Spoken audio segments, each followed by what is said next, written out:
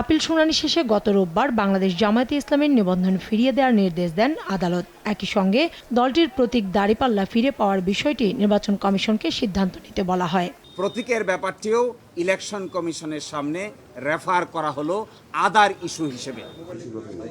আদালতের রায়ের পরদিনই কমিশনে সাক্ষাৎ করতে আসে জামায়াতের প্রতিনিধি দল। ইসিকে চিঠি দেয় দাঁড়িপাল্লা প্রতীক সহ দলের নিবন্ধন ফিরিয়ে দিতে। বুধবার জামায়াতের নিবন্ধন এবং ঢাকা দক্ষিণ সিটি মেয়রের বিষয়সহ কয়েকটি বিষয় নিয়ে বৈঠকে বসে নির্বাচন কমিশন। বৈঠক শেষে কমিশনের সিদ্ধান্ত জানান নির্বাচন কমিশনার আবুল ফজল মোহাম্মদ সানাউল্লাহ। বলেন, দাঁড়িপাল্লা প্রতীক সহ জামায়াতের নিবন্ধন ফিরিয়ে দিতে নীতিগত সিদ্ধান্ত নিয়েছে ইসি। সবকিছু বিবেচনায় নিয়ে নির্বাচন কমিশন নীতিগতভাবে সিদ্ধান্ত নিয়েছে যে জামায়াতে ইসলামের দাঁড়িপাল্লা যে দলীয় প্রতীকটি ছিল সেই প্রতীকটা ফেরত দেওয়া হবে, তারা ফেরত পাবেন।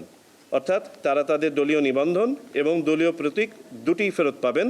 তবে দলীয় প্রতীকটি এখন যেহেতু আমাদের এসআরও করতে হবে, এটা একটা দাপ্তরিক প্রক্রিয়া আছে, একটু সময় লাগবে।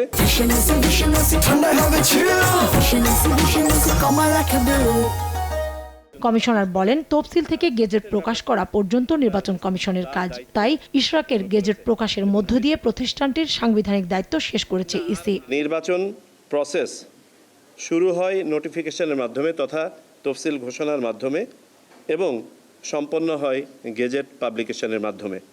বিধায় আমরা মনে করি যে নির্বাচন কমিশন তার দায়িত্ব সম্পন্ন করেছে এবং গেজেট যেহেতু সেটাসাইড করা হয় নাই, গেজেট বহাল আছে, বিধায় আমরা মনে করি নির্বাচন কমিশনের কাজ ইতিমধ্যে সম্পন্ন হয়েছে। কমিশনার জানান, গেজেট করার পর স্থানীয় সরকার মন্ত্রণালয়ে পরবর্তী ব্যবস্থা নেওয়ার জন্য ইসি থেকে চিঠি পাঠানো হয়। সেই গেজেট এখনো বহাল রয়েছে বলেও জানান তিনি।